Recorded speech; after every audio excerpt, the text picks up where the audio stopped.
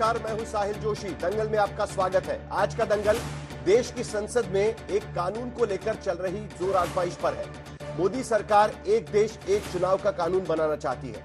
इससे जुड़ा विधेयक लोकसभा में पेश किया गया, लेकिन विपक्ष की जोरदार असहमति के बाद वोटिंग कराकर विधेयक को दोनों सदनों की संयुक्त संसदीय समिति यानी ज्वाइंट पार्लियामेंट्री कमेटी में चर्चा के लिए भेज दिया गया।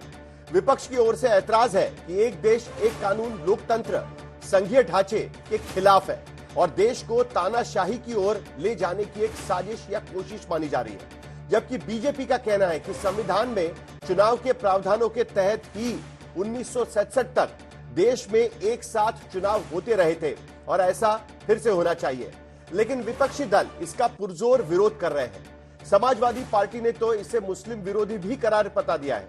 तो अब इस विधेयक पर जेपीसी में चर्चा होगी। इसकी सिफारिशों पर फिर से विधेयक में शामिल करके बिल को पेश किया जा सकता है, लेकिन यह कब होगा यह कहना फिलहाल मुश्किल है, क्योंकि वक्फ बिल को भी सरकार ने जेपीसी में भेजा था। उसकी रिपोर्ट 29 नवंबर को आनी थी, वो अब अगले साल बजट सत्र के आखिरी दिन आएगी। एक और चीज बता दें कि पिछले 10 साल में यह सिर्फ दूसरी बार है कि जब सरकार ने कोई बिल जेपीसी को भेजा है। हालांकि जेपीसी में भी बीजेपी के ही सदस्य ज्यादा होंगे, फिर भी अब देखना होगा कि एक देश एक चुनाव पर रिपोर्ट कब आती है। और ऐसे में हम विपक्ष के उन सवालों पर भी चर्चा करेंगे कि क्या देश में एक देश एक चुनाव कानून संविधान, लोकतंत्र और संघीय ढांचे के खिलाफ है। क्या एक देश एक चुनाव से क्षेत्रीय दलों को नुकसान पहुंचा सकता है? क्या बीजेपी को इसका फायदा होगा? क्या एक देश एक चुनाव के पक्ष में दी जा रही दलीलें वाजिब है? ऐसे तमाम सवालों पर आज दंगल में हम चर्चा करेंगे, लेकिन सबसे पहले यह रिपोर्ट देख लेते हैं।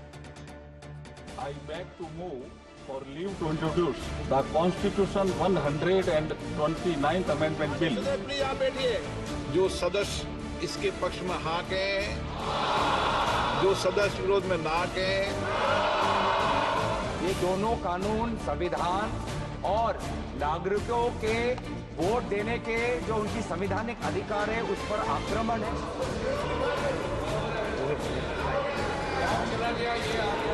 अगर मंत्री जी कहते हैं कि इसको जेपीसी को सौंपने के लिए वो तैयार है, तो जेपीसी में सारी चर्चा होगी। चुनाव की तस्वीर और लोकतंत्र की तकदीर बदलने के दावे के साथ हुकूमत नए कानून लेकर आई। एक देश में एक ही बार में सारे चुनाव करा दिए जाएं।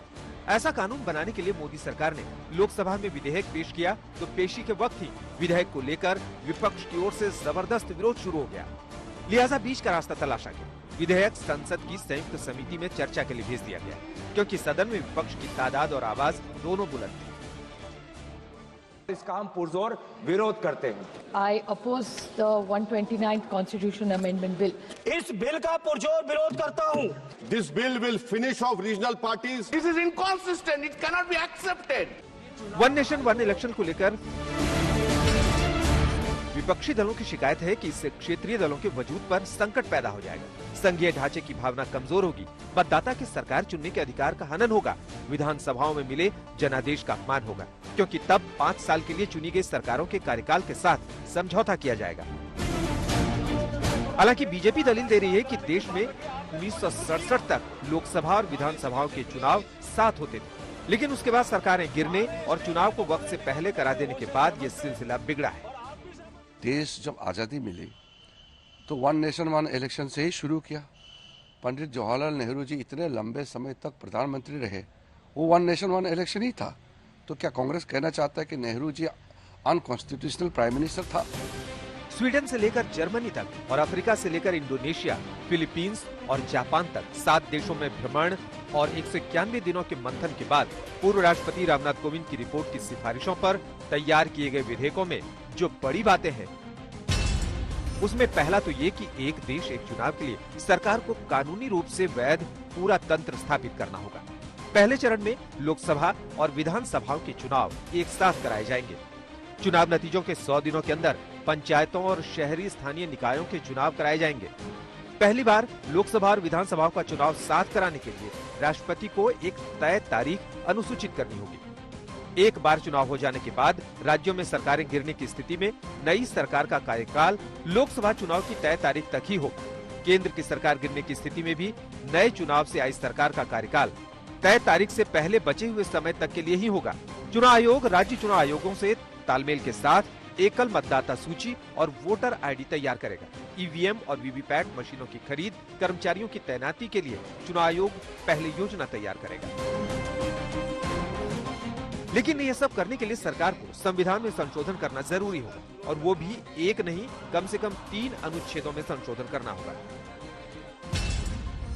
जिसमें आर्टिकल 82 में लोकसभा के कार्यकाल, आर्टिकल 83 में लोकसभा विधानसभा क्षेत्रों के परिसीमन और आर्टिकल 172 में विधानसभाओं के कार्यकाल वाले विषय में संशोधन करना होगा।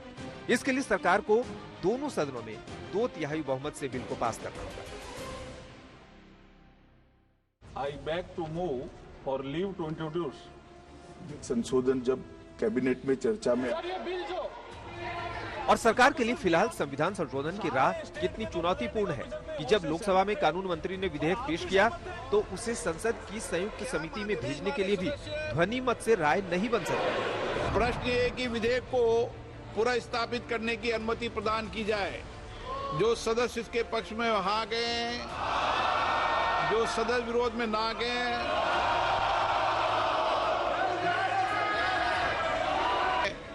विधेयक को जेपीसी में भेजने के लिए भी स्पीकर को वोटिंग करानी पड़ी और मशीन से वोटिंग में बटन नहीं दबने की शिकायत पर फिर पर्ची से भी वोटिंग करानी पड़ी। सदस्य अपने मत में परिवर्तन करना चाहते हैं तो वे पर्ची के माध्यम से मतदान की मांग कर सकते हैं। वोटिंग के जो नतीजे आए वो हाँ के पक्ष में 269 और ना के पक्ष में 198 थे। वोटिंग के दौरान मौजूद 467 सांसदों में संविधान संशोधन के लिए जरूरी 2/3 वोट का हिसाब लगाएं तो 308 सांसद होते हैं, जो कि आज सरकार के पास मौजूद नहीं दिखे। तो 461 वोट्स पोल हुआ है, इसमें 307 आना चाहिए था 2/3 के लिए, वो भी नहीं आया, 263 आया और अपोजिशन का 198 एमपीज का आया, 198 का। और आज एक बहुत क्लियर है, आज ही ये बिल पास करने के लिए कोशिश करती है सरकार। आज 2/3 नहीं मिलती थी, हार जाती थी सरकार। संसद में संख्या बल कम हो या विधेयकों पर विस्तार से चर्चा की मंशा, लेकिन सरकार ने फिलहाल विधेयक को संसद की संयुक्त समिति में भेजने का प्रस्ताव पारित करा लिया। निश्चित रूप से जेपीसी के गठन का प्रस्ताव करूंगा। जेपीसी में सारी चर्चा होगी। ये 1 नेशन 1 इलेक्शन देश के लिए है, ये देश के हित में है, देश के विकसित भारत बनाने के लिए है। दान में जेपीसी में विधेयक पर चर्चा के बाद भी अगर विपक्षी दलों की सिफारिशों को विधेयक में शामिल नहीं किया जाता है तो संसद में इसे पारित कराना आसान नहीं होगा, क्योंकि लोकसभा में 2/3 बहुमत के लिए 360 सांसदों का समर्थन चाहिए होगा। एनडीए के पास फिलहाल 271 सांसदों का समर्थन है। ऐसे में अगर 100 सांसद भी बिल पारित होते समय गैर हाजिर हो जाए तो बीजेपी को 2/3 बहुमत के लिए 294 सांसद चाहिए होंगे, जो बिना अन्य दलों के समर्थन के संभव नहीं होगा। उधर राज्यसभा में एनडीए के पास 113 सांसद हैं। इसमें 6 नामित और 2 निर्दलीय मिलाकर 121 होते हैं, जबकि 231 की स्ट्रेंथ वाली राज्यसभा में 2/3 बहुमत के लिए 153 सांसदों की जरूरत है। यानी राज्यसभा में भी कम से कम 50 सांसदों की गैर हाजिरी की सूरत में ही बिल पारित होना मुमकिन है। और अगर सियासी फेरबदल के बाद आंकड़े सरकार के पक्ष में आ भी जाते हैं तो फिलहाल देश में एक देश एक चुनाव 2034 से पहले मुमकिन नहीं दिखता, क्योंकि अभी देश में जनगणना होना बाकी है। जनगणना के बाद संसदीय और विधानसभा सीटों का डिलिमिटेशन किया जाएगा, क्योंकि महिला आरक्षण कानून को लागू करने से पहले ये प्रक्रियाएं पूरी करनी जरूरी है। हिमांशु मिश्रा, दिल्ली, आज तक। तो आखिरकार अब ये ज्वाइंट पार्लियामेंट्री कमेटी के पास भेजा गया है। जैसे ही बिल इंट्रोड्यूस किया गया, रूल 72 की तरफ तहत विपक्ष ने सवाल उठाया कि इस मुद्दे पर हमें बोलना है और इसका विरोध हमें करना है। और आखिरकार खुद अमित शाह, देश के गृह मंत्री, खड़े हुए और कहा कि अगर सरकार चाहती है, मंत्री चाहते हैं, तो उसे ज्वाइंट पार्लियामेंट्री कमेटी के पास भेजा जा सकता है। कुल मिलाकर इस बिल से तमाम सवाल खड़े होते हैं कि क्या 1 नेशन 1 इलेक्शन या एक देश एक चुनाव देश के हित में है, या इसके वजह से सचमुच में देश के संघीय ढांचे को चोट पहुंच सकती है। इस पर हम चर्चा करेंगे। हमारे साथ में कई मेहमान जुड़े हुए हैं हमारे साथ में। एसवाई कुरैशी, पूर्व मुख्य चुनाव आयुक्त, इस वक्त हमारे साथ जुड़े हुए हैं, उनसे हम पहले बातचीत करेंगे। उसके साथ साथ भारतीय जनता पार्टी का पक्ष रखेंगे प्रदीप भंडारी, जो प्रवक्ता है भारतीय जनता पार्टी के। सुरेंद्र राजपूत अपना पक्ष रखेंगे। कांग्रेस का पक्ष रखेंगे, प्रवक्ता है कांग्रेस के राजीव रंजन। ये जनता दल यूनाइटेड, जिन्होंने समर्थन किया है इस पूरे बिल का, उनका पक्ष रखेंगे अनुराग भदौरिया। समाजवादी पार्टी की तरफ से अपना पक्ष रखेंगे। समाजवादी पार्टी इसे मुस्लिम विरोधी भी करार दे रही है। और उसके साथ साथ आशुतोष भी हमारे साथ जुड़ने वाले हैं, पॉलिटिकल एनालिस्ट। और उसके साथ साथ मनविंदर कांग, आम आदमी पार्टी के सांसद है, वो भी इस पर जुड़ेंगे। लेकिन शुरुआत हम करते हैं एसवाई कुरैशी जी से। कुरैशी जी, आपने कई बार कहा है कि ये इम्प्रैक्टिकल सॉल्यूशन है पूरी तरीके से, जिस तरीके से ये रामनाथ कोविंद कमेटी की रिपोर्ट थी और उसके साथ साथ वन नेशन वन इलेक्शन की बात जो लगातार होती है। क्या कारण आपको लगता है कि ये इम्प्रैक्टिकल सॉल्यूशन है जो भारत में स्थिति इस वक्त है चुनाव को लेकर? देखिए, सबसे पहली बात तो यह है कि ये 11-12 साल से ये डिबेट चल रही है। और जब मोदी जी ने प्रधानमंत्री बनने से पहले ही ये डिमांड रखी थी साइमल्टेनियस इलेक्शन, उसके बाद साइमल्टेनियस के बजाय उसको वन नेशन वन इलेक्शन कर दिया। जैसे ही नेशन का नाम आया तो देश का नेशनलिज्म जागरूक हो गया। उसके बाद से लेकिन उस वक्त मोदी जी ने बड़ी अच्छी बात कही थी कि इसके ऊपर सीरियस मामला है, इसके ऊपर एक नेशनल डिबेट होनी चाहिए और कंसेंसस होना चाहिए। 10 साल 11 साल डिबेट तो हुई, लेकिन कंसेंसस तो नहीं हुआ। तो अगर कंसेंसस नहीं हुआ तो लॉजिकल कंक्लूजन ये था कि ये आगे ड्रॉप कर देना चाहिए था। कंसेंसस तो नहीं हुआ। अब उसके बाद के कंसेंसस जाए भाड़ में, हम तो इसको थोप के ही रहेंगे, ये तो बुलडोजिंग टेक्निक है, ये तो उस लिहाज से गलत है। अच्छा, अब जो रिकमेंडेशन जो बिल आया है और कोविंद कमेटी, इसकी रिकमेंडेशन भी आप देखें तो ये 10 साल की डिबेट में इसको क्यों प्रैक्टिकल किसी ने नहीं पाया। कितनी कमेटियां बनी, उन्होंने इसको प्रैक्टिकल नहीं पाया। और कोविंद कमेटी ने भी क्या बोला कि लोकसभा और विधानसभा एक तरफ और पंचायत इलेक्शन दूसरी तरफ, तो उसको हम अलग अलग करेंगे। तो साइमल्टेनियस इलेक्शन कहाँ गया? वो तो साइमल्टेनियस नहीं है। फिर दूसरा ये कहा कि हम लोकसभा विधानसभा का एक दफा करा के 100 दिन बाद पंचायत का करेंगे ना। 100 दिन बाद election is a new separate election, बिल्कुल पूरा बंदोबस्त इसका अलग होगा। और वो सारी तैयारियां 15 मिलियन यानी 1.5 करोड़ लोग, उनकी ट्रेनिंग, उनके डिप्लॉयमेंट, ये सारी अलग होगी। कहाँ गया वो साइमल्टेनियस इलेक्शन? और अब इस बिल में भी पंचायत इलेक्शन को तो हटा दिया ना। 30 लाख इलेक्टेड रिप्रेजेंटेटिव होते हैं पंचायत लेवल के, आपने उनको सबऑर्डिनेट कर दिया, उनकी इंपॉर्टेंस खत्म कर दी। सिर्फ 543 एमपीज और 4120 एमएलए के लिए ये बिल आ गया। तो ये सब अचीव क्यों करना चाह रहे हैं? इसमें मैंने याद दिलाना चाहूंगा कि ओरिजिनल डिमांड के पीछे था कि खर्चा बहुत होता है और इलेक्शन को प्रोलॉन्ग होने में टाइम होता है, जिसकी वजह से नॉर्मल लाइफ डिस्टर्ब होती है। उस पे मैंने कई बार लिखा कि भाई ऑल्टरनेटिव तरीके से अगर खर्चा कम हो सकता है, उस पर गौर किया, नहीं करते। मैं कहता हूँ कि देखिए, कैंडिडेट के ऊपर एक लिमिट होती है कि जैसे लोकसभा के लिए 95 लाख लिमिट है, पार्टी के ऊपर कोई लिमिट नहीं है कि आपके ऊपर आप खुद 95 लाख खर्च करेंगे, आपकी पार्टी 5 करोड़ 10 करोड़ 20 करोड़ खर्च करेगी, उसके ऊपर लिमिट लगा दीजिए, स्ट्रेट अवे पैसा नीचे आ जाएगा। दूसरे 7 फेज इलेक्शन 8 फेज इलेक्शन को बंद कीजिए, सिंगल फेज इलेक्शन पॉसिबल है। अब होम मिनिस्टर साहब ने कहा था कि अब तो देश में बड़ा पीस हो गया मार्क्सिस्ट एरियाज में, डिफिकल्ट एरियाज में, अब तो वो पैरामिलिट्री फोर्सेस भी अवेलेबल हो जाएंगी। एक बजाय 800 200 1200 देने के 4000 कंपनियां दे दीजिए, 32 दिन में इलेक्शन हो सकता है। कुरैशी जी, एक बात इंटरेस्टिंग है, 1967 में जब आखिरी बार वन नेशन वन इलेक्शन या साइमल्टेनियस इलेक्शन आप उसे कहे जो हुए थे, तब 6 चरणों में देश में चुनाव कराए गए थे। और 2024 में जब लोकसभा के चुनाव हुए तब 7 चरणों में यह इलेक्शन कराया गया। लेकिन मुझे एक इंपॉर्टेंट पॉइंट आपको पूछना है। आज जब पार्लियामेंट में इस पर डिबेट हो रही थी, रूल 72 के तहत जब इसका विरोध किया जा रहा था, तब एक मुद्दा यह भी निकाला गया कि आर्टिकल 82(5) में जो बदलाव किए जाएंगे उसके तहत इलेक्शन कमीशन को एक्सेसिव पावर्स मिलने वाले हैं। यह उनका कहना है।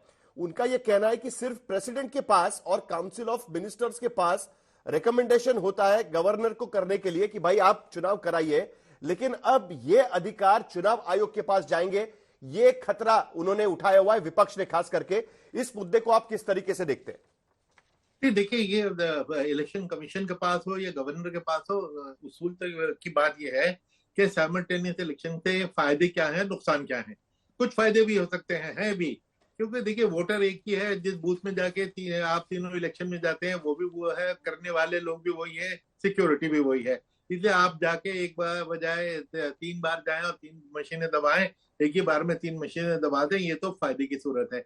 इलेक्शन कमीशन के लिए भी बड़ी सुविधाजनक है, लेकिन इलेक्शन कमीशन की सुविधा तो कंसिडरेशन नहीं हो सकता। एक बीजेपी के एमपी थे भर्तरी मेहताब, जो अब बीजेपी में है, उन्होंने एक बड़ी अच्छी बात कही थी कि जनता से तो पूछो जनता क्या चाहती है। जनता बार बार इलेक्शन से खुश है। क्यों खुश है? क्योंकि उसके पास ज्यादातर जनता गरीब है, उसके पास कोई पावर नहीं, एक ही तो उसके पास पावर है कि 5 साल उसके पास इलेक्शन के लिए ये समस्या करने आते तो बार बार आना पड़ेगा, वरना आप देखते हैं कि 5 साल तक एमपी एमएलए वापस नहीं आता, गुमशुदा की तलाश पोस्टर लगाए जाते हैं। तो इसलिए ये इसका फायदे, बड़ा मुद्दा तो यही रहेगा सर कि जनता तो चाहती है कि बार बार इलेक्शन हो। देखिए महाराष्ट्र में कैसे लोकसभा चुनाव में हारने के बाद यहां पर लाडली बहना की स्कीम आई, जनता को तो फायदा हुआ, नया इलेक्शन आया, 1500 रुपए महिलाओं के खाते में चले गए हर महीना। लेकिन आखिर में सर संक्षेप में एक छोटा सा जवाब चाहेंगे। आपने कहा है कि इस पूरे मामले को लेकर, सिंसियरिटी को लेकर आपने सवाल उठाए हुए हैं, सरकार सिंसियर नहीं है, आपका यह मानना है। लेकिन क्या इससे पैसे बचेंगे? मैं जो इलेक्शन में खर्चा होता है उसकी बात नहीं कर रहा हूं, चुनाव कराने के लिए जो देश का पैसा खर्चा होता है, स्टेट इलेक्शन कराने के लिए स्टेट खर्चा देती है, नेशनल इलेक्शन के लिए जो बजट सेंटर ने रखा हुआ है वो इस्तेमाल किया जाता है, क्या यह बच सकता है? ये जो एक आर्ग्यूमेंट बार बार दिया जा रहा था, संक्षेप में इसका जवाब चाहेंगे क्योंकि उसके बाद मुझे बाकी पैनलिस्ट के पास जाना है। जी जी, देखिए इलेक्शन के मैनेजमेंट के जो लास्ट फिगर हम सामने आई थी, 4,500 करोड़ इलेक्शन के मैनेजमेंट पे खर्चा होता है, विच इज फॉर हमारे साइज की डेमोक्रेसी के लिए खूब मामूली सी चीज है। बाकी जो खर्चा होता है वो पॉलिटिकल पार्टी और कैंडिडेट्स का होता है। पॉलिटिकल पार्टी के ऊपर अगर आप सीलिंग लगा दीजिए तो 60,000 करोड़ का एस्टिमेट है 2019 के बाद, वो 6,000 करोड़ पे आ जाएगा। पाबंदी लगा दीजिए, कम कर दीजिए, जैसे यूके में है जहां से हमने ये सिस्टम लिया था, तो उसकी पे डिबेट करके तो दिखाइए कितना खर्चा होगा। आप 3 गुना मशीनें चाहिए। सीईसी ने बोला था 55 लाख मशीनें यूज हुई, अब हमको 1.5 करोड़ मशीनें चाहिए होंगी क्या तीनों इलेक्शन एक साथ करने के लिए। उस पर कितना खर्चा आएगा? 320 या कितना 32,000 का एक सेट आता है तकरीबन, उसमें 1 लाख को से मल्टीप्लाई कर दीजिए। मुझे तो मल्टीप्लिकेशन भी फिगर याद नहीं आ रही। 32,000 इंटू 1 लाख कितना है? मेरे ख्याल से 320 करोड़ या उससे भी ज्यादा करोड़, कितना पैसा उसके लिए अब निकालना पड़ेगा। तो ये तो कोई इकोनॉमी तो नहीं हुई। चलिए सर बहुत बहुत शुक्रिया, आप आज तक से जुड़े, आपने अपने मुद्दे यहां पर रखे। तो एसवाई कुरैशी कह रहे हैं कि भाई सिंसियरिटी पर सवाल है और कई मुद्दों पर उनका यह मानना है कि ये पूरी तरीके से इम्प्रैक्टिकल सॉल्यूशन है। अब हमारे तमाम मेहमानों के पास चलेंगे। एक बार फिर मैं बता दूं आपको कि शुरुआत में हर मेहमान के पास में जाऊंगा, 1 मिनट में अपनी बात रखिएगा, एक आर्ग्यूमेंट का बेस क्रिएट करिएगा, उसके बाद हम बाकी लोगों के पास चलेंगे। प्रदीप भंडारी, आपसे ही शुरुआत करनी पड़ेगी। एसवाई कुरैशी जिस तरीके से कह रहे थे इम्प्रैक्टिकल सॉल्यूशन है, इसके कोई भी फायदे उनको उस तरीके से नजर नहीं आते हैं। 1 मिनट में आप बता दीजिए क्या क्या फायदे आपको नजर आ रहे हैं, उसके बाद बाकी मेहमानों के पास भी जाएंगे। प्रदीप भंडारी। साहिल जी, पॉइंट नंबर 1, हमारे कॉन्स्टिट्यूशन मेकर्स का एनविजन ये था कि देश के अंदर साइमल्टेनियस इलेक्शन होने चाहिए। 1957 का जब इलेक्शन हुआ था उसके बाद में एक रिपोर्ट तैयार करी गई थी जिसको सभी पार्टी ने समर्थन किया था। उस वक्त कांग्रेस पार्टी जो है वो पूर्ण बहुमत के अंदर थी, जिसमें कहा गया था कि इस देश के अंदर साइमल्टेनियस इलेक्शन होने चाहिए, 15 दिन के अंदर ये इलेक्शन खत्म होने चाहिए। ये रहा पॉइंट नंबर 1। पॉइंट नंबर 2, अगर आप इतिहास के पहले चले जाएंगे, 1932 की फ्रेंचाइजी कमेटी की रिपोर्ट में कहा था कि जब इतिहास में जो इलेक्शन का धारा आई है, प्रोविंशियल और असेंबली इलेक्शन साथ में हुआ करते थे। अनेक 1983 law commission, 1983 election commission, 1997 law commission, 2003 के अंदर वापस से लॉ कमीशन, अनेक हर कमीशन ने यही कहा है कि साइमल्टेनियस इलेक्शन होने चाहिए। इसके 3 फायदे हैं। पॉइंट नंबर 1, ये हमारे कॉन्स्टिट्यूशन मेकर्स का इन्विजन था। पॉइंट नंबर 2, इससे फेडरल स्ट्रक्चर आगे बढ़ेगा, क्योंकि जब एक साथ इलेक्शन होंगे तो कोई एक एमपी अपने एमपी सीट को छोड़ के एमएलए सीट में नहीं लग सकता, ज्यादा लोगों को मौका मिलेगा। पॉइंट नंबर 3, इसमें खर्चा कम आएगा। पॉइंट नंबर 4, ये हमारी लोकतंत्र की मूल धारा है। और 10-15 सेकंड अपनी बात खत्म करूंगा। ये कहा जा रहा है कि भाई इससे रीजनल पार्टीज को नुकसान होगा, गलत है। उड़ीसा के चुनाव हमेशा से साथ में हुए, आंध्र प्रदेश के चुनाव हमेशा से साथ में हुए। 2009 के बाद से लेकर 2024 के बीच में कोई भी राष्ट्रीय पार्टी उड़ीसा के अंदर नहीं जीती है, ना ही आंध्र प्रदेश के अंदर जीती है। अभी नांदेड़ जहां महाराष्ट्र के अंदर उपचुनाव लोकसभा का हुआ था जिसमें कांग्रेस पार्टी जीती थी। चलिए सुरेंद्र राजपूत, आपकी भूमिका रखिएगा 1 मिनट में, उसके बाद अगले गेस्ट के पास जाएंगे। कांग्रेस की क्या भूमिका है? कह रहे हैं कि भाई कोई फर्क तो पड़ता नहीं है, तो काहे के लिए इसका विरोध हो रहा है? और वो भी संविधान निर्माताओं ने जो शुरुआत में ही एनविसाज किया था कि वन नेशन वन इलेक्शन होना चाहिए, कांग्रेस की देन थी, तो क्यों नहीं भाई मानते अभी सुरेंद्र राजपूत? साहिल भाई कहते हैं ना कि बहुलतावादी लोकतंत्र में ये लोग खाली एक की बात क्यों कर रहे हैं? एक का मतलब डिक्टेटरशिप है, और बहुलतावादी लोकतंत्र में डिक्टेटरशिप का कोई आवश्यक स्थान ही नहीं है। हम लोग तो हमेशा से कहते हैं अनेकता में एकता, हिंद की विशेषता। जब हमने चुनाव शुरू किए थे तो पहले तो चुनाव एक ही बार में होंगे ना, उसके बाद परिस्थितियां बदली, लोगों की सरकारें गिरी, लोगों ने कहा कि क्या नाम बहुमत की सरकार नहीं है, फलानी चीज है, हम लोगों को अपनी एक्सरसाइज करने की बात आई। नहीं, लोकतंत्र में लोक की नीति को आगे रखा। ये भारतीय जनता पार्टी वाले सिर्फ डिक्टेटर की नीति को क्यों आगे रखना चाहते हैं? अभी कहते हैं एक देश एक चुनाव, उसके बाद कहेंगे एक देश एक पार्टी, उसके बाद कहेंगे एक देश एक नेता। और जिस तरीके से एक देश एक चुनाव सीरिया में हुए थे, 95% लोगों ने असद को वोट दिया था। साहिल भाई आप तो जानते हैं, आप तो वैसे भी क्या नाम इस मामले के विशेषज्ञ हैं। तो जब लोग बसद अल असर को 95% और आज असद का क्या हाल है और सीरिया का क्या हाल है? तो जावेद अख्तर जो लिखते हैं ना कि किसी का हुक्म है सारी हवाएं चलने से पहले ये बताएं कि उनकी सिमत क्या है, और चलेगी तो रफ्तार क्या होगी, कि आंधियों की इजाजत अब नहीं है। ये लोग देश को लूटने के लिए, देश को अडानी को देने के लिए, देश को पूरे संसाधनों पर कब्जा करने के लिए एक देश एक चुनाव चाहते हैं, एक देश एक नेता चाहते हैं, एक देश एक पार्टी चाहते हैं, जिसको कि बहुलतावादी लोकतंत्र राजीव रंजन कतई स्वीकार न करेंगे और न ही करना चाहिए।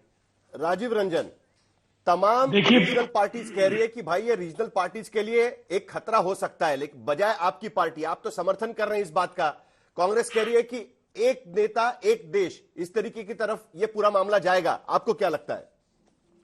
नहीं, मुझे नहीं लगता है वन नेशन वन इलेक्शन का मतलब किसी एक नेता और एक देश से निकाला जाना चाहिए।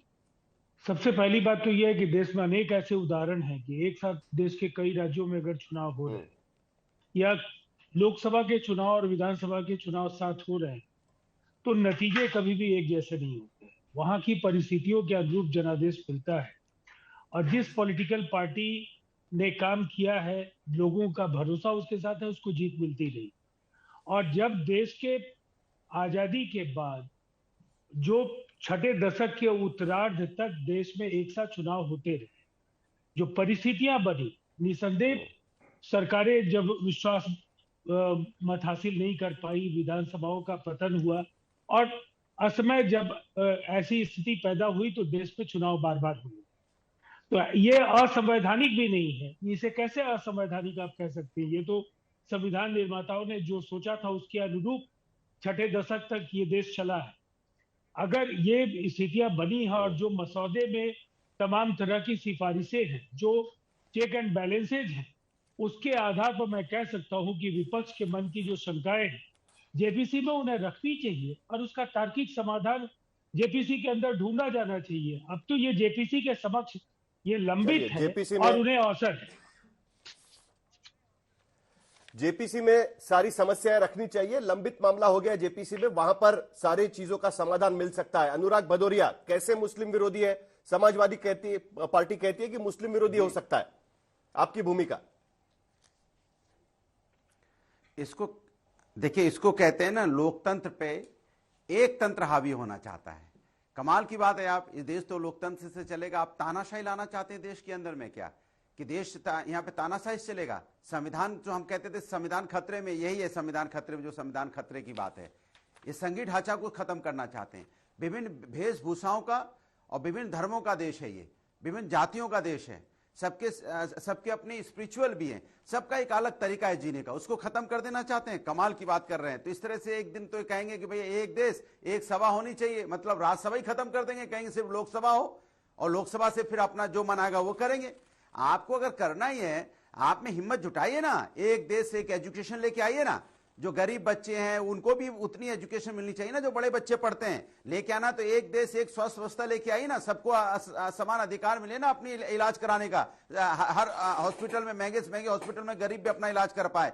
एक देश एक समान नागरिक सम्मान लेके आइए ना। जो वीआईपी कल्चर आपने लगा रखा है, रोड पे आम आदमी जो आपको वोट देके नेता बनाता है, वो बेचारा रोड पे खड़ा रहता है, आपकी गाड़ी को जाने दिया जाता है, वो सम्मान किसका, उसको क्यों नहीं करना चाहते?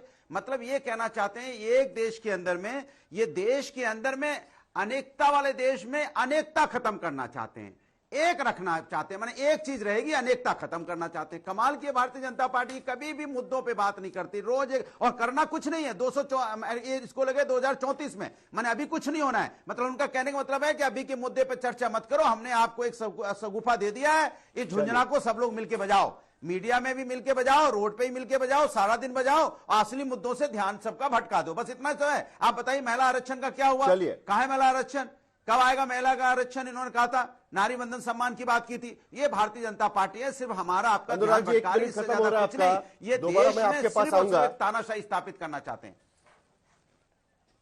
ठीक है, अभी तक आपने बताया नहीं कि भाई मुस्लिम विरोधी कैसे हैं, उस पर मैं बाद में चर्चा के दौरान सवाल आपसे पूछूंगा। लेकिन मनविंदर कांग जी, क्यों आपको लगता है कि ये क्षेत्रीय पार्टियों को खत्म करेगा? अब तो आम आदमी पार्टी नेशनल पार्टी बन गई है, भाई स्वीकार लीजिए ये चुनौती और हो जाइए नेशनल पार्टी। क्यों आपको लगता है कि क्षेत्रीय पार्टियों को खत्म किया जाएगा इससे? नहीं, क्षेत्रीय पार्टी तो साहिल जी हम ऑलरेडी हो चुकी आम आदमी पार्टी, लेकिन one nation one election against the federal structure of this country, ये देश के संविधान के भी विपरीत है, देश के फेडरल स्ट्रक्चर के भी खिलाफ है, और जो states and centre equal right रखते हैं हमारे संविधान में, उनकी स्पिरिट के खिलाफ है। ये एक सगुफा मोदी जी ने छोड़ा है। बताइए, एक स्टेट की टेन्योर आदि आप उसमें बीच में क्या करेंगे?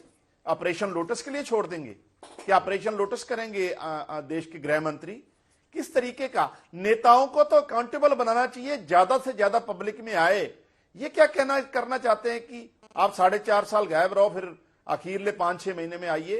ये पॉसिबल ही नहीं है, ये संभव भी नहीं है, और ये सारा अनकॉन्स्टिट्यूशनल मैटर है। और हमारा ये मानना है, अगर एक देश है हमारा, तो एक एजुकेशन सिस्टम लाइए। हमारे नेता अरविंद केजरीवाल जी ने ऑलरेडी ये बहुत पहले से कहा है, सारे देश में सेहत सुविधाएं एक सी मिलनी चाहिए, एक सी बच्चों को एजुकेशन मिले। कहीं तो बहुत महंगी एजुकेशन है, आम आदमी गरीब आदमी उसमें जा ही नहीं सकता, और कुछ लोग ये अफोर्ड कर रहे हैं। कहीं इतने महंगे हॉस्पिटल है, आम आदमी उसमें इलाज नहीं करवा सकता। तो ये क्या है, एक नेशन एक इलेक्शन? ऐसे आप एक लास्ट में साहिल भाई, एक लास्ट में ऐसे तो आप यही बीजेपी की जो स्पिरिट है ना, पूरा कारोबार एक आदमी को देने के लिए, वैसे ही ये एक सगुफा है, पूरा कारोबार एक आदमी को देने के लिए। प्रदीप भंडारी जी, काफी सारे सवालों के आपको जवाब देने। आखिर में आशुतोष, आपसे भी, आपकी भूमिका क्या है इस पूरे बिल को लेकर? कई बार इसका डिस्कशन हो चुका है कि एक देश में एक चुनाव होंगे तो आचार संहिता कम वक्त लगेगी, सरकारें ज्यादा काम कर पाएंगी। जो इनिशियल स्पीच दिया गया था प्रधानमंत्री की तरफ से, उन्होंने कहा था कि भाई 3 महीने एक दूसरे से लड़ लेंगे, उसके बाद नेशन बिल्डिंग में लग जाएंगे। क्या ये शगुफा है, या आपको लगता है कि सचमुच में इसका देश को फायदा हो सकता है? बार बार चुनाव से तो बच जाएंगे, ये एक जो बात रखी जा रही है, सचमुच में यह बात आपको दिखाई दे रही है, या इसके पीछे कुछ और राजनीति दिखाई देती है?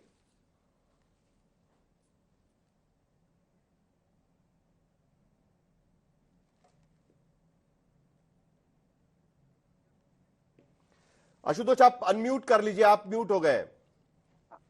साहिल, देखिए ये बहुत ही एक तरीके के बहुत ही अजीबोगरीब तर्क दिया जा रहा है। दो तर्क दिए जा रहे हैं, उसका कोई मतलब नहीं। कि पैसे बचेंगे क्या मतलब? लोकतंत्र ज्यादा जरूरी है, पैसे ज्यादा जरूरी है? अगर ये तय कर लो पैसे ज्यादा जरूरी, तो फिर चलो चुनाव ही नहीं कराते। फिर तो चुनाव नहीं कराएंगे तो पैसे खर्च ही नहीं होंगे, तो क्यों उसकी खर्च करो? दूसरी बात जो ये कहा जा रहा है कि सरकारें विकास नहीं कर पाती हैं। अभी आपने देखा महाराष्ट्र का चुनाव हो रहा था, हर दूसरे दिन केंद्र की सरकार जो है वो कुछ ना कुछ अनाउंस कर रही थी। तो कौन कहता विकास के काम नहीं हो रहे? असल चीज क्या है कि दरअसल ये कान को उल्टे तरीके से पकड़ के देश के संविधान को पूरी तरीके से बदलने की एक कोशिश है।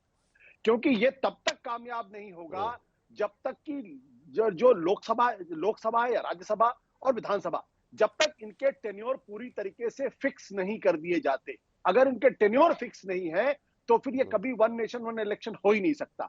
दूसरा, जब तक कि एग्जीक्यूटिव जो है या जो सरकारें हैं वो विधानसभा या लोकसभा के प्रति जवाबदेही से उनको हटाना पड़ेगा।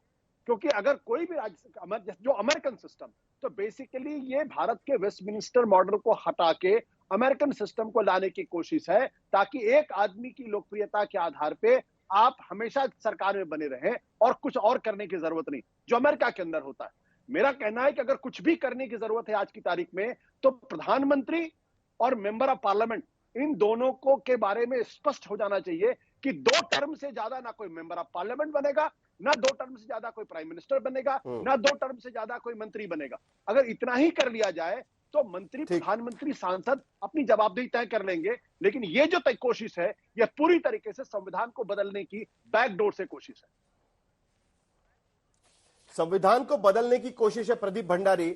करीब करीब कई लोग ये कह रहे हैं कि भाई आप संविधान को बदलना चाहते हैं, किसी भी तरीके से आप ये टेन्योर फिक्स करके जो विधानसभा के अधिकार है उसमें घुसना चाहते हैं। और फिलहाल आपके पास 2/3 मेजोरिटी तो है नहीं, तो इसके लिए आप ज्वाइंट पार्लियामेंट्री कमेटी को भेजा जा रहा है। लेकिन एक इंटरेस्टिंग सवाल मुझे यह भी पूछना है कि बार बार यह दलील दी जाती है कि पैसे बचेंगे, पैसे बचेंगे, लेकिन पैसे किस तरीके से बचेंगे? ये रामनाथ कोविंद की जो रिपोर्ट आई है, 450 पन्ने की कुछ रिपोर्ट है, उसमें कहीं भी ये लिखा नहीं है कि भाई पैसे किस तरीके से बचेंगे। इसका जवाब आप किस तरीके से देना चाहेंगे प्रदीप भंडारी? और उसके बाद अनुराग भदौरिया, अगर आप उसका जवाब देना चाहे कि भाई मुस्लिम विरोधी कैसे है। पहले प्रदीप भंडारी। जी साहिल जी, 4 विपक्ष के साथियों ने मुझसे सवाल पूछा है, तो मैं चारों विपक्ष के साथियों का जवाब देना चाहता हूं। पहली बार आज कांग्रेस पार्टी के प्रवक्ता अनुराग भदौरिया, आशुतोष जी और कांग जी ने मान लिया कि भाई नेहरू जी की विजन, और नेहरू जी की विजन इस देश को सीरिया बनाने की थी भाई, क्योंकि हम तो वो इंप्लीमेंट कर रहे हैं जो बाबा साहेब अंबेडकर ने संविधान के अंदर मूल धारा में लिखा, जिसके तहत देश के 3 चुनाव हुए थे। हम तो देश को ट्रू कॉन्स्टिट्यूशन स्पिरिट पे ला रहे हैं। अब अगर नेहरू जी, अंबेडकर जी के अंदर सुरेंद्र राजपूत, अनुराग भदौरिया, इन सबको विश्वास नहीं, उनको लगता है कि वो एंटी कॉन्स्टिट्यूशनल थे, तो भाई इनको इनकी समझ मुबारक है। अब इन्होंने संविधान पढ़ा नहीं है। अब पहले बात करते हैं रीजनलिज्म की। AIDMK, AJSU, BJD, LJP, MNF, NDPP, JDU, तमाम 34 से ज्यादा ऐसे रीजनल दल है जिन्होंने इसका कंप्लीटली समर्थन करा है। Point number 2। पॉइंट नंबर 3 की मैं बात करना चाहता हूं, भाई कौन इलेक्शन के बारे में ज्यादा जानता है और कौन कॉन्स्टिट्यूशन के बारे में ज्यादा जानता है? आशुतोष जी ज्यादा जानते हैं कि बाबा साहेब अंबेडकर ज्यादा जानते हैं? आशुतोष जी ज्यादा जानते हैं कि 1983 की इलेक्शन कमीशन की रिपोर्ट ज्यादा जानती है? आशुतोष जी, अनुराग भदौरिया जानते हैं कि 1997 की लॉ कमीशन की रिपोर्ट जाती है? आप एक भी पार्लियामेंट की बॉडी बता दीजिए जिसने इसका विरोध किया ऑन पेपर 1980 से लेकर अभी तक। इनफैक्ट जो सुरेंद्र राजपूत जवाब दीजिए, कि संघीय ढांचे का सुरेंद्र राजपूत जवाब दीजिए। आर्टिकल 327 के तहत पार्लियामेंट को अधिकार है कि आप इस तरीके से अमेंडमेंट कर सकते हो, आप कैसे इसे अनकॉन्स्टिट्यूशनल कह रहे हो, जो आज पार्लियामेंट भी सवाल उठाया था। सुरेंद्र राजपूत जल्दी से। वो कहते हैं ना सर, क्या नाम, साहिल भाई, आप तो जानते हैं कि सूट पहनकर मोदी भागा, ये वाले मोदी नहीं, वो नीरव मोदी की बात हो रही। सूट पहनकर मोदी भागा, सोता चौकीदार, और कुछ भी पूछो एक ही उत्तर, नेहरू जिम्मेदार।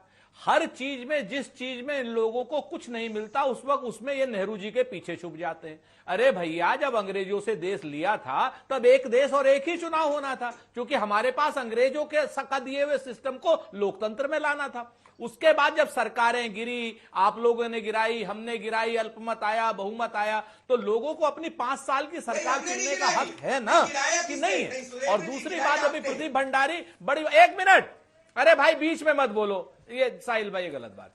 आप अब एक चीज और बता दो, बोलिए बोलिए, जल्दी बोलिए, चलिए टाइम निकल जाएगा। SY कुरैशी ज्यादा जानते हैं। आप आशुतोष को कह रहे हो, अनुराग को कह रहे हो, साहिल को कह रहे हो, प्रदीप भंडारी आप बिल्कुल एक जिस तरीके से सरकारी बसेस में वो चूरन बेचने वाले होते हैं ना, तेजी से बोल करके, उससे आप सही नहीं साबित हो सकते। हमसे सबसे ज्यादा SY कुरैशी जानते हैं। SY कुरैशी मुख्य चुनाव आयुक्त रह चुके हैं, वो इसको बेच रहे, तो वो इसको विरोध कर रहे हैं। आप डमरू क्यों बजा रहे हो? ये देखने वाली बात है, क्योंकि आप चाहते हो कि इस देश में प्रेसिडेंशियल सिस्टम हो, और आप चाहते हो देश में लूट तंत्र हो जाए लोकतंत्र की जगह पर। लोकतंत्र की जगह पर लूट तंत्र हम नहीं होने देंगे प्रदीप भंडारी, ना आपको लूटने देंगे, ना आपके प्रदीप भंडारी जवाब दीजिए, चलिए। आपके व्यापारी अडानी को लूटने देंगे, जान लीजिए इस बात को। प्रदीप भंडारी। मैं नहीं जाऊंगा, पर मैं आपको तथ्य बताना चाहता हूं मेरे मित्र। 4 पूर्व chief justice of India, various high court, 4 पूर्व इलेक्शन कमीशन, सबने जाकर इसका समर्थन करा है। तो जाके थोड़ा पढ़िए। और मैं आपको वापस से कहना चाहता हूं, नेहरू जी और अंबेडकर जी का विरोध कैसे करना है वो तो नहीं बताया है ना। 1967 में लास्ट 1 नेशन 1 इलेक्शन हुआ था जी। यार ये मतलब क्या साहिल, लेकिन एक बात तो बताइए, चलिए वो भी एक खबर, वो तो नहीं, बड़ी इंटरेस्टिंग बात पे प्रदीप भंडारी जी आपको बताना चाहता हूं। 1967 में जब आखिरी बार ये आप जो कह रहे हो उस तरीके से, एक सेकंड, अरे एक सेकंड, 1967 में जब चुनाव हुए थे तब 6 चरणों में चुनाव लिए गए थे। जब 1 नेशन 1 इलेक्शन हुआ था, आप या साइमल्टेनियस इलेक्शन आप कह लीजिए उसको, अब वो जब 6 चरणों में चुनाव तब हुए थे, अब 7 चरणों में आपको लोकसभा के चुनाव लेने पड़ते हैं। जब महाराष्ट्र हरियाणा चुनाव एक साथ होते हैं, इस बार तो अलग अलग कराए गए कि भाई महाराष्ट्र का अलग से चुनाव होगा, हरियाणा का अलग से चुनाव होगा, तो इतनी बड़ी जिम्मेदारी इलेक्शन कमीशन किस तरीके से ले पाएगी। लेकिन देखिए, आज पार्लियामेंट में यह बिल पेश किया जाना था। एक बड़ी खबर हमारे पास आ रही है कि लोकसभा में भारतीय जनता पार्टी के जो सांसद आज का देश का एक चुनाव बिल के इंट्रोडक्शन के समय मौजूद नहीं थे, पार्टी उनको नोटिस भेजने वाली है। देखिए, उस पर भी कार्रवाई होने जा रही है। बड़ी खबर इस वक्त आ रही है कि भारतीय जनता पार्टी ने विप निकाला था कि सांसद को अंदर रहना चाहिए, लेकिन उसके बावजूद वो वहां पर नहीं थे। बीजेपी के 20 से ज्यादा सांसद आज वोटिंग के वक्त गैर हाजिर थे। बीजेपी ने आज अपने लोकसभा सदस्यों को सदन में मौजूद रहने का एक 3 लाइन व्हिप जारी किया गया था। प्रदीप भंडारी, इतने सीरियस है, भारतीय जनता पार्टी के सांसद खुद ही वहां पर मौजूद नहीं रह रहे, आप कह रहे हैं कि भाई ये तो होना चाहिए था। 3 लाइन व्हिप होने के बावजूद भी पार्टी के सांसद मौजूद नहीं रहते वहां पर। प्रदीप भंडारी,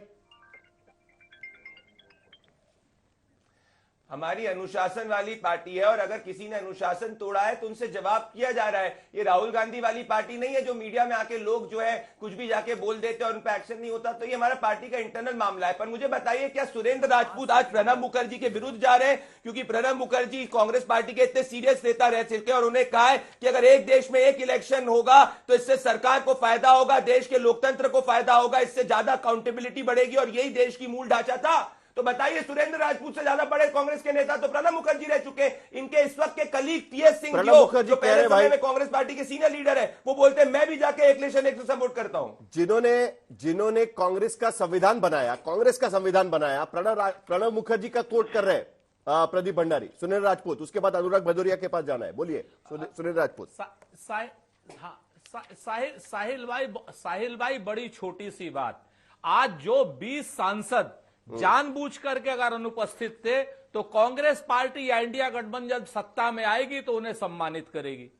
वो लोग लोकतंत्र के असली पहरुए हैं, इस चीज को जान लीजिए। उन 20 सांसदों को मैं प्रणाम करता हूं, नंबर 1।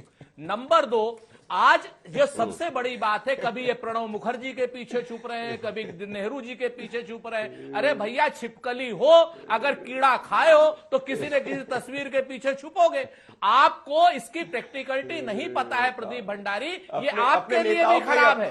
जब आप चाहे पत्रकारिता करने लगो, चाहे राजनीति में रहना, और हम आपको बताएंगे उन 20 के 20 सांसदों को हम सम्मानित करेंगे, क्योंकि ये बात आ गई है अब। चलिए, अनुराग भदौरिया ने कुछ, अनुराग भदौरिया कुछ कहना चाहते हैं। सुरेंद्र जी, अनुराग भदौरिया जी, आपने ये नहीं बताया मुस्लिम विरोधी कैसा है। मैंने आपको सवाल वो पूछा था, मुस्लिम विरोधी कैसे है? साहिल जी, बोलिए। साहिल जी, हम लोग भी डिबेट में आए हैं तो हम लोग को भी मौका दे दीजिए। ये अन्याय क्यों? यहाँ तो लोकतंत्र रखिए। अरे बोलिए ना, आपका नाम लिया है ना सर, आप इसमें 4 मिनट गंवा रहे हैं। कहा कि सुनिए, अरे सुनिए, बोलने दीजिए। मैंने कहा कि अच्छी बात कही आपने कि 20 सांसद भारतीय जनता पार्टी के नहीं आए, इसके मतलब बीजेपी सीरियस नहीं है इस मामले को लेके। और मैं तो कहूंगा भारतीय जनता पार्टी अगर इतनी सीरियस है तो उन 20 सांसदों को निलंबित कर दे और पार्टी से निकाल दे, उनकी सदस्यता भी खत्म कर दे। तो कम से कम एक लगेगा ना कि सीरियस है कि हमने 20 सांसदों की सदस्यता खत्म कर दी, निलंबित कर दिया उनको। हम चाहते थे एक नेशन एक इलेक्शन, और वो उन्होंने पार्टिसिपेट नहीं किया, विप को नहीं माना, इसलिए हमने पार्टी से निकाल दिया। तब तो लगेगा। कैसे अनुराग भदौरिया? 240 वैसे अल्पमत में विसाखी बैठे हैं। सुनिए 20 को कैसे निकाल देंगे? वैसे बैसाखी पे टिके हैं और 20 इनको आंखें भी दिखाएंगे तो भी उनको आरती उतारेंगे क्योंकि उन्हें पता है ये 20 चले गए तो कितने बचे? 220। उसके बाद तो सरकारी चली जाएगी। तो सवाल ये है कि 220 का कुछ नहीं करेंगे, ये कोई नोटिस वोटिस नहीं देंगे। कहेंगे भैया आप नहीं आए थे, आइए चाय पिलाते हैं आपको और चाय के साथ आपको हलवा भी खिलाते हैं। नहीं आए तो अच्छा किया, कमाल है भाई। आप सुन लीजिए, ये जो ताकत है ना वोटर की, लोकतंत्र में सबसे बड़ी ताकत होती है वोटर की। और हर समय जब वो वोट दे देता है उसके बाद अगर वो 5 साल के लिए चुन लिया जाता है, सभी अगर एक चुनाव एक देश एक इलेक्शन हो जाएगा तो 5 साल बाद तो आप उस वोटर के पास जाओगे नहीं। आज अगर उस वोटर के पास ताकत होती है कि अगर लोकसभा का चुनाव हो गया तो उसे पता है कि आप विधानक्षेत्र चुनाव में उसके पास आओगे, इसलिए वो राजीव रंजन के लिए आप इसका समर्थन कर रहे थे। अपना अधिकार मिलेगा। राजीव रंजन, आप क्षेत्रीय पार्टी होते हुए भी इस बिल का आप समर्थन कर रहे थे। एक स्टडी कहती है 1999 से लेकर 2014 तक जितने चुनाव हुए हैं उसमें से 77% लोगों ने सेम तरीके से वोट किया हुआ नजर आया कि लोकसभा में भी और विधानसभा में भी। जैसे जैसे ये चुनाव अलग अलग होते गए लोगों ने अलग अलग तरीके से वोट करना शुरू किया। भाई आप बिहार में इसी तरीके से वोटिंग करेंगे तो आपको इस बार जो मौका मिल रहा है वो मौका नहीं मिल पाएगा। राजीव रंजन जी, हो सकता है कि बीजेपी पूरा हावी हो जाए आपके ऊपर। राजीव रंजन जी, देखिए सबसे पहली बात तो ये है कि हर राज्य की परिस्थिति अलग है। आप मेरे बीच में रनिंग कमेंट्री करेंगे तो मेरी आवाज कैसे जाएगी ये बताइए आप। हर राज्य की परिस्थिति। अरे भाई आप दूसरे को भी बोलने दीजिए ना भाई, आपको भी डिबेट पे 6 लोग बैठे हुए हैं, सबको बोलने का मौका मिलना चाहिए ना। राजीव रंजन जी बोलिए। कई ऐसी भ्रांतियां हैं। अभी आशुतोष जी ने अमेरिकी राष्ट्रपति प्रणाली के संबंध में बातें की। ऐसे अनेक संसदीय इतिहास में अवसर हैं अमेरिकी संसदीय इतिहास, जब सीनेट और हाउस ऑफ रिप्रेजेंटेटिव्स जो प्रेसिडेंट इलेक्ट होता है उसकी पार्टी को, चाहे वो रिपब्लिकन को रिप्रेजेंट कर रहा हो या डेमोक्रेट्स को रिप्रेजेंट कर रहा हो, उनको मेजॉरिटी नहीं मिलती है सीनेट और हाउस ऑफ रिप्रेजेंटेटिव्स में। इस बार की तस्वीर बदली हुई है, वो एक अलग बात। और मैं एक बात जरूर कहना चाहूंगा, भारत में तो ये चुनाव शुरुआती 20 वर्षों तक एक साथ होते रहे। ये कोई नई बात नहीं है कि 1967 जो आखिरी चुनाव जिसका जिक्र आपने किया वो हुए। तो आपकी सरकारें गिरने लगी उसके बाद तो चुनाव अलग अलग होने लगे ना। तो निसंदेह मैं कहता हूं कि अगर इन चुनाव के कारण विधानसभाओं के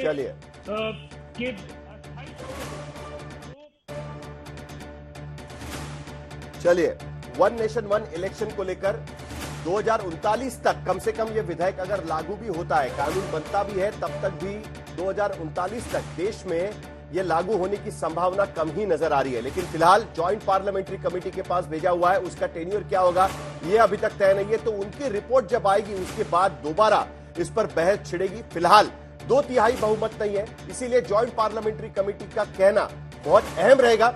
देखेंगे कि एक देश एक चुनाव में क्या फैसला होता है। फिलहाल दंगल में मेरे साथ बस इतना ही।